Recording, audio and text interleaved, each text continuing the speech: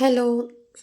শুক্রবার দিন না ওর যেহেতু অ্যাজ ইউজুয়াল ওর বৃহস্পতিবার শুক্রবার সাধারণত আমি দুধ রুটিটাই দিই, কেননা ওর একটা রুটিন মেনটেন করেই আমি খাবারটা দেওয়ার চেষ্টা করি। তাদের না আমারও হ্যাপাজার্ট হয় না, কী দেবো এরকমও মনে হয় না।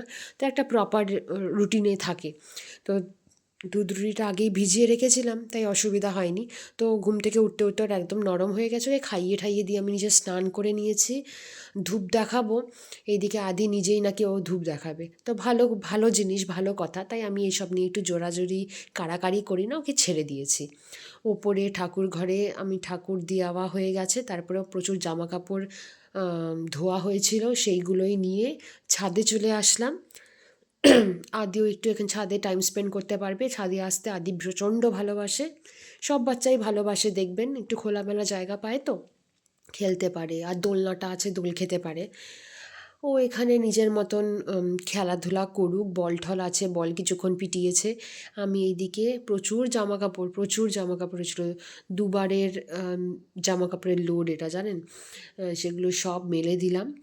আর তারপরে আদিরও কিছু জামা কাপড় রয়েছে, ওগুলো দেখি পরে পরের দিন হয়তো, মানে কালকে হয়তো ওটা দেব মেশিনে আবার। আমি একদিকে জামা কাপড়গুলোও মেলেছি, একদিকে আরেকদিকে আদিকেও দোলনায় বারবার ধাক্কা দিয়ে দিচ্ছিল, কারণ যখনই বন্ধ হয়ে যাচ্ছিল বারবার আমাকে রাখছিল। তারপরে ওকে নিচে নিয়ে চলে আসলাম, স্নান টান তো আমাদের দুজনেরই কমপ্লিট হয়ে গেছে। এবার ওকে খাওয়াবো আর কি, আর ব্লগটাও এখানেই শেষ করলাম। সবাই খুব ভালো থাকবেন, টাটা।